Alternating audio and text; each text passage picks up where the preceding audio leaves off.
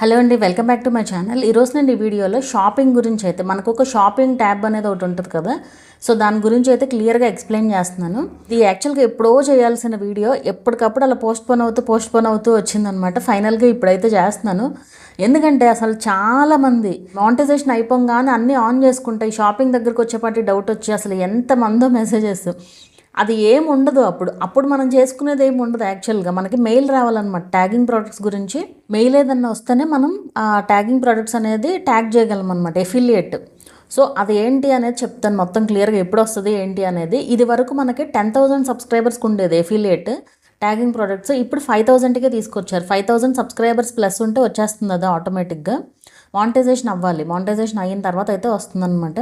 And ఇక్కడ మీరు shopping అని క్లిక్ చేయగానే జనరల్గా ఫస్ట్ వచ్చేది ఏంటి అంటే కొన్ని షాపిఫై అని చెప్పి ఇంకేవో రకరకాల షాప్స్ ఉంటాయన్నమాట అందులో. సో అవి ఏవి మనం ఏం యూజ్ చేయలేము వాటిని. అది ఎలా యూజ్ చేయాలంటే, ఒకవేళ అది వాడాలి అంటే, ఒకవేళ మీ దగ్గర ఏదైనా షాప్ ఉంది, మీ దగ్గర ప్రోడక్ట్స్ ఉన్నాయనుకోండి, ఆ ప్రోడక్ట్స్ని మనం ఆ షాపిఫై అనే దాంట్లో మనం డబ్బులు కట్టి వాళ్ళకి మంత్లీ ఇంత అమౌంట్ అని చెప్పి డాలర్స్లో పే చేసి మన ప్రోడక్ట్స్ని యాడ్ చేసి ఆ ప్రోడక్ట్స్ని ట్యాగ్ చేసుకోవాలి మనం. ఆ ప్రొడక్ట్స్ని ట్యాగ్ చేయడం అంటే ఇప్పుడు మీరు వీడియోలో మీ ప్రొడక్ట్స్ని చూపిస్తున్నారు, మీరు అది ట్యాగ్ చేశారనుకోండి, మీ ప్రోడక్ట్స్నే అంటే మీరు ట్యాగ్ చేశారు కదా ఆల్రెడీ, ఆ ట్యాగింగ్ ద్వారానే మీకు ఆ షాప్ ద్వారా కొనుక్కుంటారనమాట ఆడియన్స్. మన దగ్గర అలాంటి ప్రోడక్ట్స్ ఎక్కడ ఉంటాయి చెప్పండి, ఉండవు కదా జనరల్గా. సో అలా ఏమైనా ఉంటే, అలా ప్రోడక్ట్స్ ఉంటే మీరు యాడ్ చేసుకోవచ్చు. అదంతా పెద్ద టైం వేస్ట్ ప్రాసెస్ ఒకటిను. ఇంకోటి ఏంటంటే కొంటారో లేదో జనాలు తెలియదు అన్నప్పుడు బోళ్ళంత డబ్బులు ఖర్చు పెట్టాల్సి ఉంటుంది. సో అది వర్కౌట్ అయితే తప్ప అవ్వకపోతే కష్టం. సో మనకైతే వర్కౌట్ అవుతుంది, నార్మల్ యూట్యూబర్స్కి అయితే అదేం వర్కౌట్ అవ్వదు. సో మీరు ఎప్పుడైనా సరే షాపింగ్ అనేది ఎప్పుడు చేసుకోవాలి అంటే 5,000 సబ్స్క్రైబర్స్ తర్వాత మీకు ఒక మెయిల్ వస్తుంది ట్యాగింగ్ ప్రొడక్ట్స్ గురించి, సో ఎఫిలియేట్ గురించి అనమాట.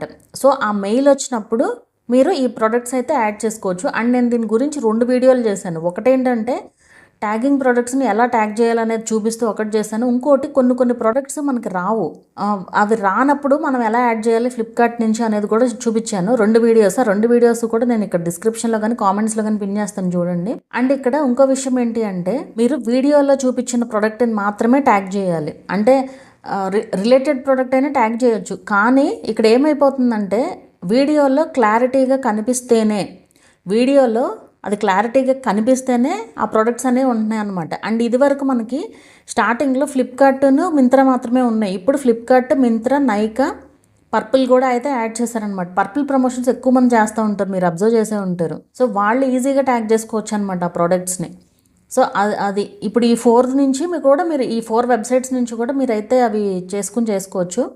సో ఈ ఎఫిలియేట్ ప్రొడక్ట్స్ అనేది చాలా మంచి రెవెన్యూ అయితే వస్తుంది. ఎఫిలియేట్ నుంచి బాగా మంచి, అసలు యూట్యూబ్ రెవెన్యూ కంటే కూడా, యాడ్స్ ద్వారా రెవెన్యూ కంటే కూడా ఎఫిలియేట్ ద్వారా రెవెన్యూ ఎర్న్ చేస్తున్న వాళ్ళు చాలామంది ఉన్నారు. అయితే మీరు ఇక్కడ గుర్తుపెట్టుకోవాల్సింది, పిచ్చిగా ట్యాగ్ చేసేయకూడదు. అసలు సంబంధం లేని ప్రొడక్ట్స్ ట్యాగ్ చేసేసి వైలేషన్స్, ప్రొడక్ట్ ట్యాగింగ్ వైలేషన్స్ అని చెప్పి వచ్చి ఆ ఫీచర్ పోయిన ఛానల్స్ కూడా ఉన్నాయి. నేను వీడియో కూడా చేశాను దాని గురించి. సో పిచ్చిగా పెట్టకూడదు ఏదైనా సరే.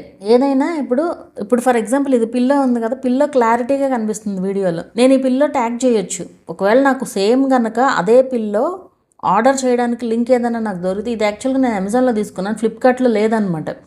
సో అందుకే ట్యాగ్ చేయడానికి లేదు. సో ఇలా వీడియోలో మనకి ఏదైతే నీట్గా మొత్తం క్లారిటీగా కనిపిస్తున్నాయో అవి మనం ట్యాగ్ అయితే చేయొచ్చు అనమాట. అలా ట్యాగ్ చేసినా కూడా అది క్లారిటీగా సిస్టమ్స్కి ఆబ్జెక్ట్ నిజంగా ఉంది వీడియోలో అంటేనే మిగులుతున్నాయి, లేదంటే రిమూవ్ అయిపోతున్నాయి అసలు అవన్నీ. సో మీరు చాలా కేర్ఫుల్గా ట్యాగ్ చేయండి. ట్యాగ్ చేసేటప్పుడు ప్రొడక్ట్స్ని ఏది పడితే అది ట్యాగ్ చేయకుండా వీడియోలో ఏవైతే కనిపిస్తున్నాయో అవి మాత్రమే ట్యాగ్ చేయాలి. ఇది కూడా 5,000 సబ్స్క్రైబర్స్ తర్వాత మెయిల్ వస్తుంది మీకు. మెయిల్ వచ్చిన తర్వాతే మనం ఏమైనా చేయగలం. అండ్ ఈ ట్యాగింగ్ ప్రొడక్ట్స్ అనేది ఎవరైనా యూజ్ చేసుకోవచ్చు, ఏ ఛానల్ వాళ్ళైనా ఎవరైనా యూజ్ చేసుకోవచ్చు. అయితే వీడియోలో కనిపించాలి. ఇప్పుడు కుకింగ్ ఛానల్స్ కూడా, కుకింగ్ వాళ్ళు కూడా ఎలా ట్యాగ్ చేసుకోవచ్చు అంటే, ఇప్పుడు ఒక పోపు ఉందనుకోండి, అందులో మనం అన్ని ఎండుమిర్చి, ఆవాలు, జీలకర్ర, ఇంకా పప్పులు ఏవైతే వేస్తామో అవన్నీ కూడా మీరు ట్యాగ్ చేసుకోవచ్చు. అండ్ మీకు లేనిది ఎట్లాగో రాదనుకోండి, ఉన్నాయి మాత్రం ఏవైతే ఉన్నాయో అవన్నీ క్లియర్గా కనిపిస్తాయి కదా. ఆయిల్ ట్యాగ్ చేసుకోవచ్చు, మీరు యూజ్ చేసే ప్యాన్ ట్యాగ్ చేసుకోవచ్చు, ఒకవేళ స్టవ్ కనిపిస్తుంటే స్టవ్ ట్యాగ్ చేసుకోవచ్చు.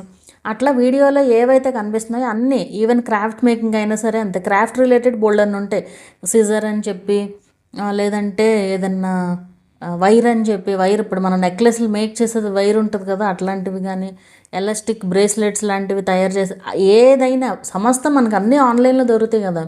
సో మీరు ఏవైనా ట్యాగ్ చేసుకోవచ్చు.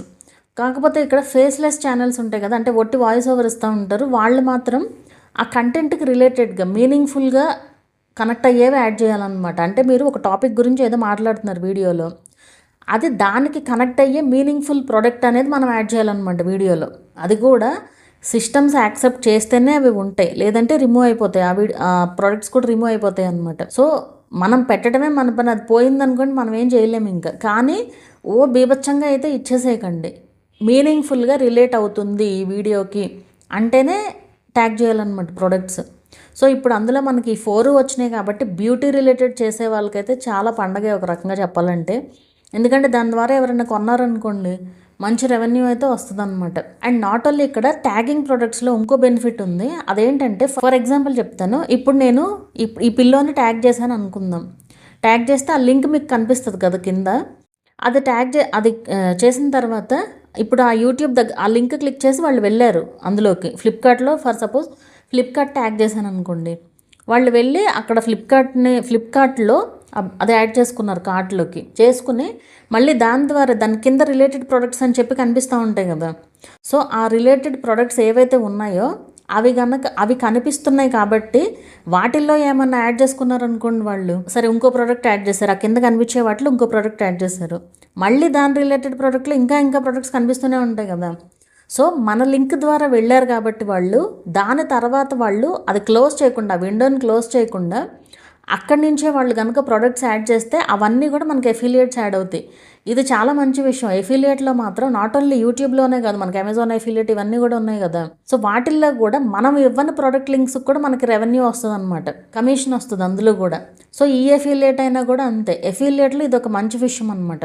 ఇంకోటి మనకి ఎఫిలియేట్ ట్యాగింగ్ రెవెన్యూ అనేది ఓన్లీ అప్రూవ్ అయినవి మాత్రమే కనిపిస్తాయి మనకి. అసలు వచ్చే ఎర్నింగ్స్ ఒకటైతే అప్రూవ్ అయిన ఎర్నింగ్స్ వేరే ఉంటాయి. అప్రూవ్ అయిన ఎర్నింగ్స్ మనకి యాడ్ అవ్వడానికి కనీసం 90 days పడుతుంది. ఏది మన బ్యాంక్ అకౌంట్కి రావడానికి. అంటే ఇప్పుడు మనకి ఫర్ ఎగ్జాంపుల్ యాడ్స్ రెవెన్యూ ఎలా యాడ్ అవుతుంది, ఈ మంత్ వచ్చిన రెవెన్యూ నెక్స్ట్ మంత్ యాడ్సెన్స్కి వెళ్తుంది, నెక్స్ట్ మంత్ వచ్చిన రెవెన్యూ ఆ నెక్స్ట్ మంత్ వెళ్తుంది. సో ఇక్కడ మనకి ఏమవుతుందంటే అప్రూవ్ అవ్వడానికే 60 days పడుతుంది టైము, అప్రూవ్ అవ్వడానికి. అంటే ఇప్పుడు ఈ మంత్ ఎవరన్నా కొన్నారనుకోండి, ఎందుకంటే వాళ్ళు రిటర్న్ పాలసీ ఉంటుంది కదా, అంటే ఎవరన్నా రిటర్న్ చేశారనుకోండి ప్రొడక్ట్స్, సో రిటర్న్ చేసినప్పుడు అది మైనస్ అయిపోతుంది మనకి. అందుకే అప్రూవ్ అయినవి మాత్రమే మనకు వస్తుంది అనమాట. సో రిటర్న్ టైం అయిపోతుంది. ఇప్పుడు ఒక ప్రోడక్ట్ 7 days ఎంతో ఉంటుంది కదా వాళ్ళకి టైం, 7 to 15 days అట్లా ఉందనుకోండి. సో ఫర్ ఎగ్జాంపుల్ 15 days అయిపోయింది అనుకోండి, సో ఇంకా వాళ్ళు రిటర్న్ చేయడానికి ఉండదు. సో 15 days అయిపోయిన తర్వాత ఓకే, ఆ ఎఫిలియేట్లో ఆ అమౌంట్ ఫిక్స్డ్ అనమాట ఇంకా.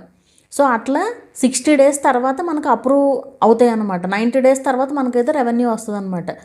ఇది ఎగ్జాక్ట్ టైమింగ్స్ అని కూడా చెప్పలేము, ఎందుకంటే కొన్ని ప్రోడక్ట్స్కి అసలు రిటర్న్ ఉండదు. సో అలాంటప్పుడు మనకి ఇమీడియట్గా యాడ్ అయిపోతాయి అన్నమాట. ఇలా రకరకాలుగా అయితే ఉంటుంది. ఓన్లీ థింగ్ ఫైనల్గా నేను చెప్పేది ఏంటి అంటే, మీకు కరెక్ట్గా వచ్చిన రెవెన్యూ అంతా మీకు వస్తుంది. మీరేమి భయపడాల్సిన పని లేదు, బెంగ పెట్టుకోవాల్సిన పని లేదు. మీకు వచ్చిన రెవెన్యూ ఏదైతే ఉందో అదంతా కంపల్సరీ మీ అకౌంట్కి అయితే వస్తుంది. అప్రూవ్ అయినవి మాత్రం కంపల్సరీ వస్తాయి.